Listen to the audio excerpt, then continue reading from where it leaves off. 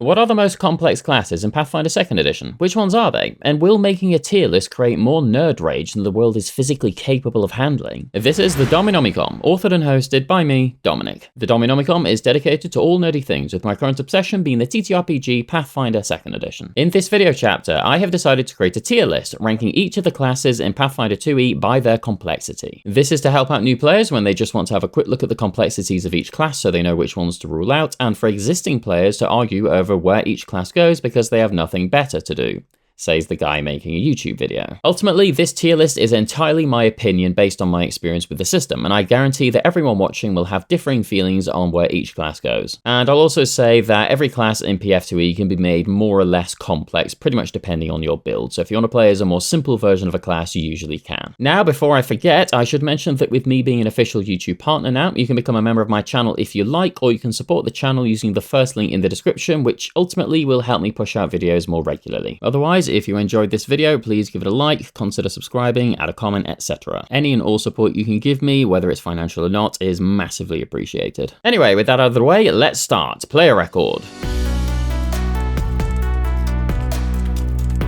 So I've gone with 6 tiers, with S being the least complex and E being the most. I'll be going through the classes alphabetically, and class archetypes won't be included in this list, just the base ones. I've decided that the simplest way to do this is by averaging out each class's complexity to try and put it in one singular tier. This averaging is based on my knowledge on each class, so your mileage may vary on their actual complexity. Now, here's a nice and simple summary for new players with regards to class complexity. Spellcasters in PF2E are almost always going to be more complex than marshals. So if you're looking for a simple class, do not look at the spellcasters generally. That's not to say that there aren't simplistic spellcasters in PF2E, because there absolutely are, just that in general the martial classes are going to be a bit easier to play as. I should also note that by using skill actions rather than just your class abilities, you'll be increasing the complexity of each of your turns in combat, and if you want to know more about skill actions, I have 2 videos already crafted for you to check out. Links will be in the description as always. Right, let's begin.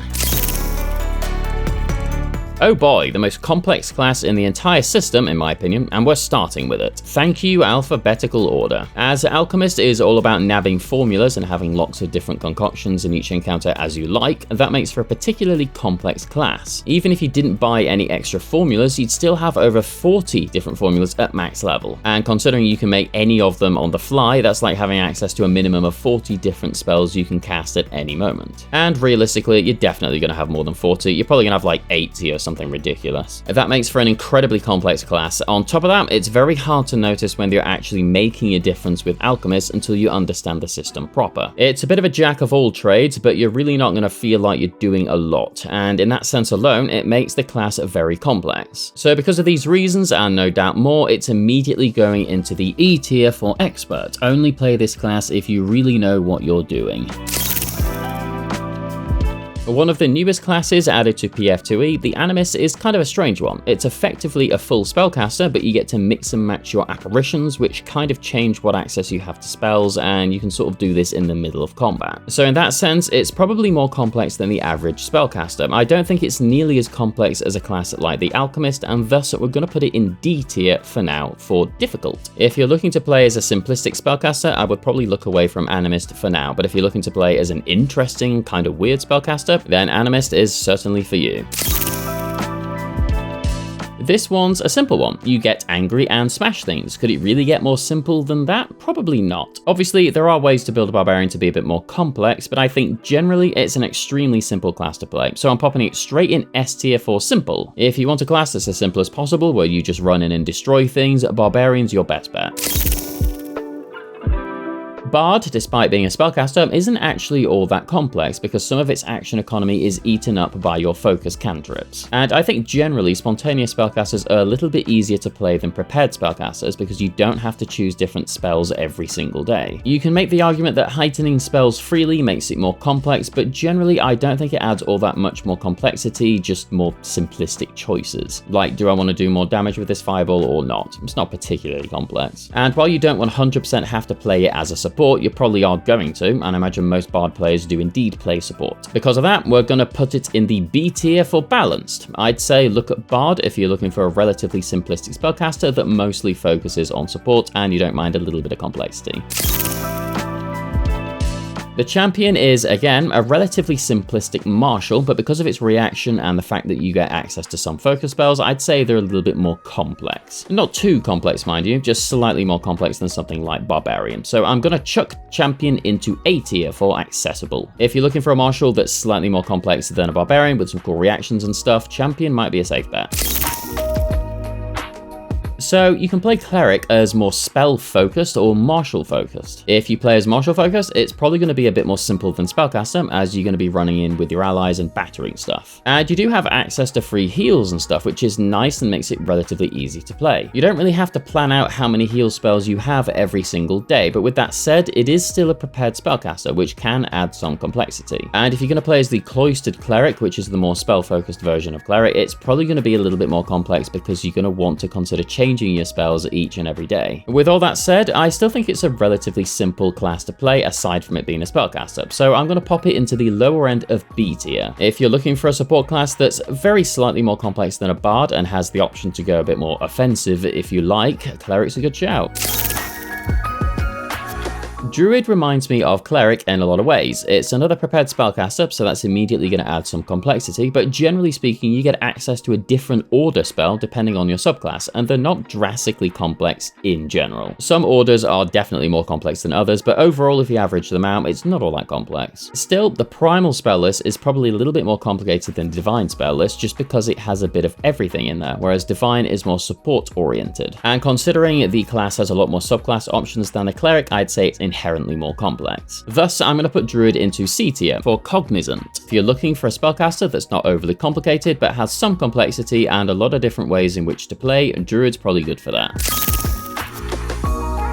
Another one of the new classes in PF2E. This one is entirely martial focused, but it's more of a complex martial. You basically get access to 3 different subclass choices, which is quite a lot, and as you level up, your epithets give you access to even more subclass options. In that sense, I'd probably say it's one of the most complex martials in the entire system, and thus I'm going to pop it into B tier. If you're looking for a martial but you want something a bit more complex, that's what the Exemplar is.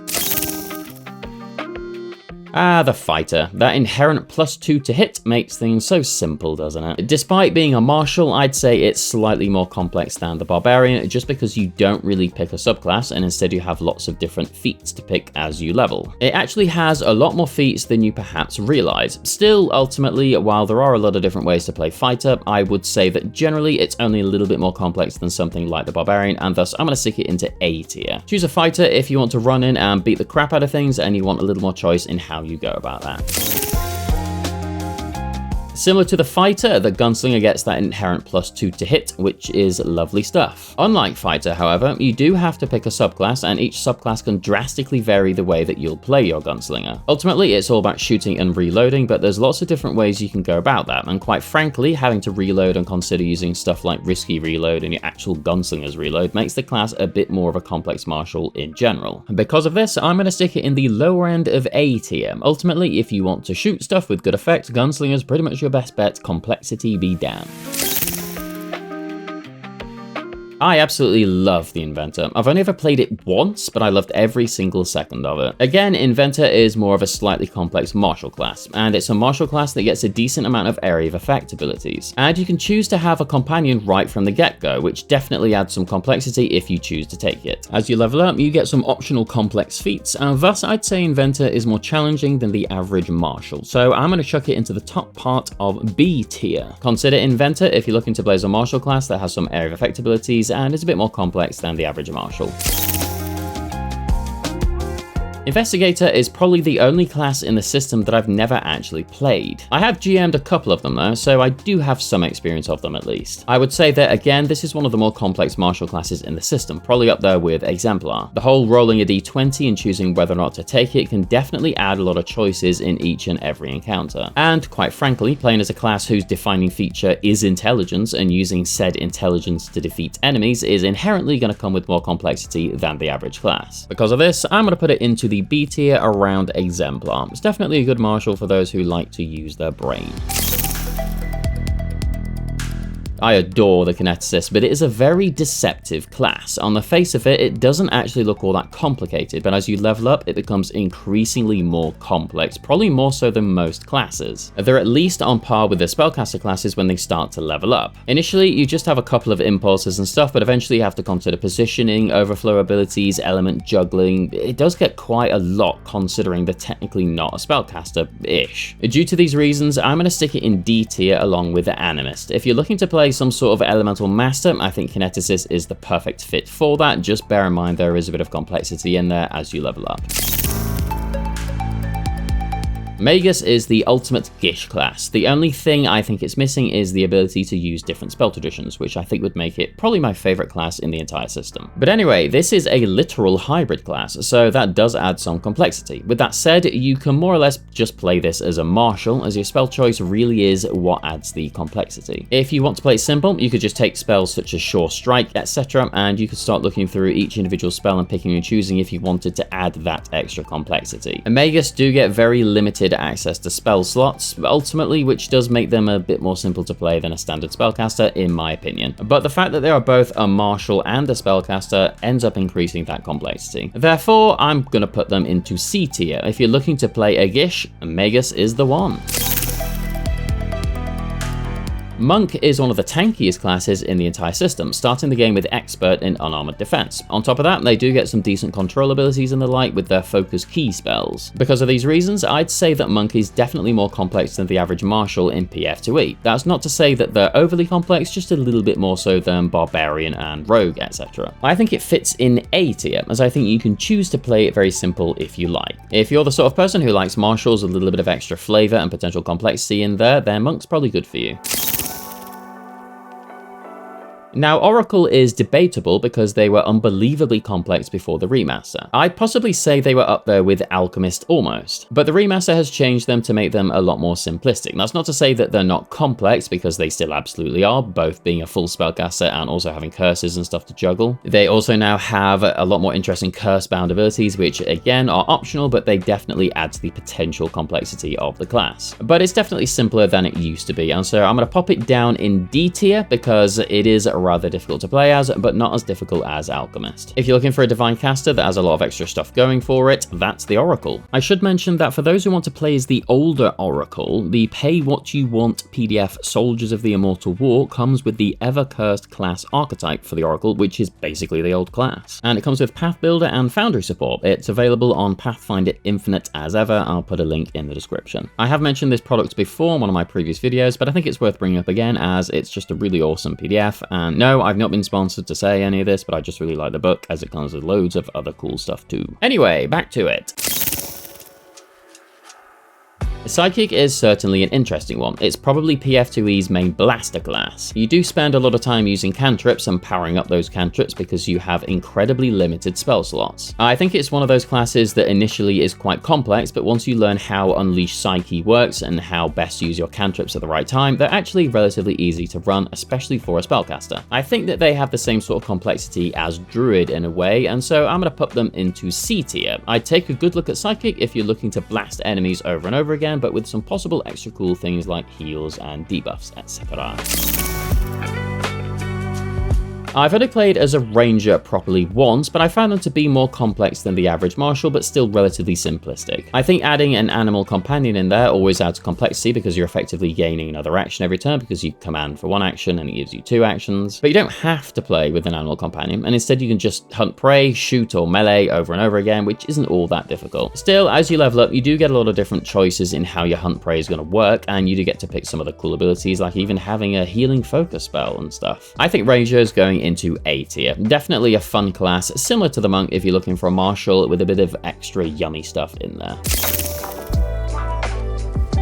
I love the rogue class, but I'd never be able to find the roleplay flavor that works for me. That annoys me because it has so many good things going for it, and it's just my own personal nonsense that makes the class not all that playable for me in my crazy brain. So they are essentially another very simplistic martial class. There's ways to build them more complex, but they're also on average very simple to play as. And that's because so long as you're flanking, you're going to be doing extra damage, and that's pretty much it. You do get some cool, interesting abilities which would add to complexity, such such as nimble dodge, but on the face of it, I'd say the majority of the time, so long as you're flanking and just attacking, you're basically playing the class very well. Because of this, I'm going to put it in S tier up there with Barbarian. If you're looking for a martial class that's relatively simplistic and does a decent amount of damage, but you don't want to be a massive lumbering Barbarian, I think Rogue is spot on for you. This is another class that got a pretty large buff in the remaster. The damage now is a bit higher than it was. Still, as I said earlier, I think a lot of spontaneous spellcaster classes are slightly more simple than the prepared ones. So in that sense, I will probably say that if you want to play a full spellcaster, but you don't want it to be too complex, I think Sorcerer is probably one of the most simplistic ones to play as. That's not to say that it's not complex, because there's definitely some complexity in there with the sheer amount of spells you have to pick, and especially when you bear in mind that you pick them once and you cannot really change them-ish. But aside from that, you're basically going to be playing as whatever tradition you choose to pick, and you're not really going to deviate from that. So it's not a particularly complex class to play as, considering it's a spellcaster. Because of that, I'm going to chuck it into B tier. So yeah, I would pick a Sorcerer if you want to play as a spellcaster and you're still pretty new to PF2E. I hate the Summoner. Z tier. Next. Swashbuckler is fine.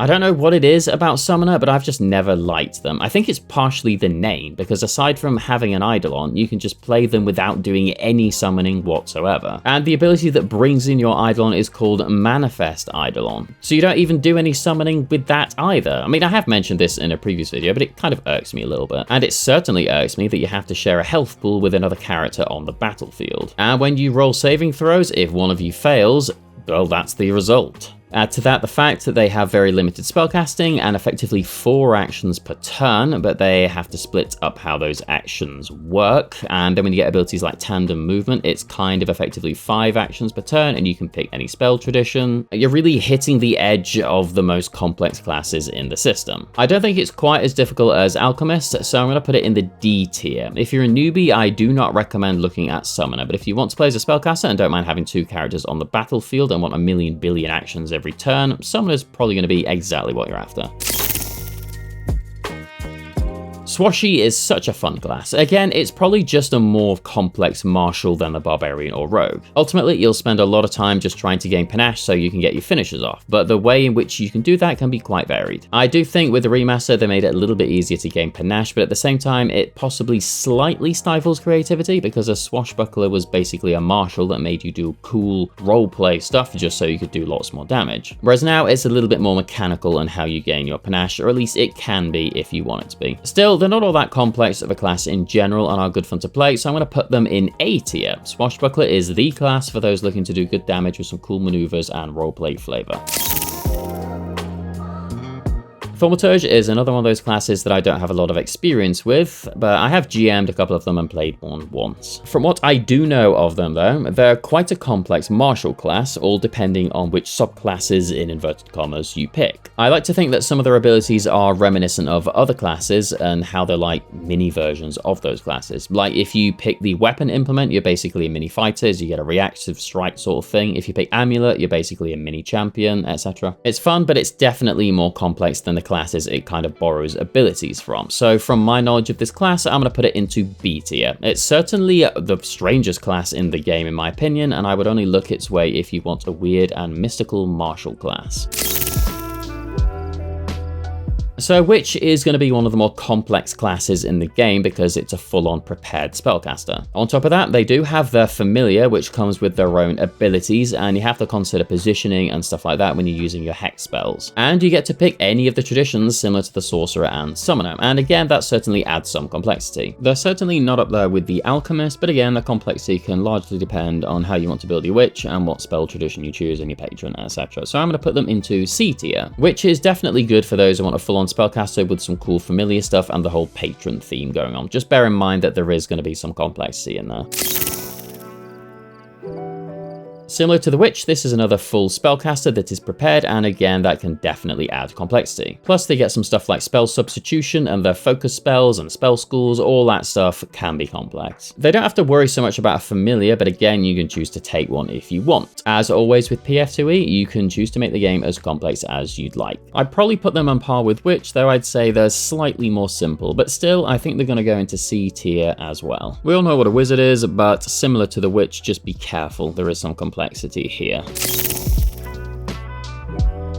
So here's a summary of my tier list. In S tier is Barbarian and Rogue. Go for these if you really want to start nice and easy. In A tier is Champion, Fighter, Gunslinger, Monk, Ranger, and Swashbuckler. And I probably put Gunslinger more towards the end of A tier and Ranger more towards the start. Pick these if you're happy with some extra bits and pieces of complexity but still want things rather simple. In B tier is Inventor, Bard, Cleric, Exemplar, Investigator, Sorcerer, and Thaumaturge. The first proper caster classes are here, as well as some complex martials, so only go for these if you're ready for a bit of complexity. I'd still say that these are mostly newbie friendly. In C tier is Druid, Magus, Psychic, Witch, and Wizard, though I'd probably swap around Witch and Wizard. We're now onto the actual complex classes, so keep away unless you're really ready for some tough combat choices. In D tier is Animist, Kineticist, Oracle, and Summoner. Certainly not newbie friendly at all. If you begin PF2E with one of these, it might actually turn you off for good. Be very careful if you want to try one of these. In E tier is Alchemist. Just don't until you really know what you're doing, and I mean really know. And that is my tier list of all the current classes in PF2E. This process was very easy thanks to the website Tier Maker, so thank you very much, Tier Maker. The template for this tier list will be in the description if you want to have a play around yourself. As I said in the intro, I guarantee you're going to have differing feelings on some of the classes, if not all of them. But realistically, a tier list is a very personal and opinionated thing, and I think generally most people would have classes in similar positions to what I have. Probably not the exact same, but similar enough. Thus, I feel as though this video should be helpful to some newer players who just want to quickly look up a class to see how complex an experienced GM and player would think that they are. I hope that's the case anyway, otherwise this video is a giant waste of time, like all the things I do in my life. Yay! Anyway, I hope this video chapter was helpful and or enjoyable for you, and if it was, please give it a like and consider subscribing. And of course, pop in the comments where you would move around some of these classes. I do think tier lists are fun in general, despite being terrifying to make due to the internet being the internet, but it's cool to hear people's opinions on them and where they change things. But for now, this is Dominic of the Dominomicon, wishing you a fond farewell, and until next time, goodbye.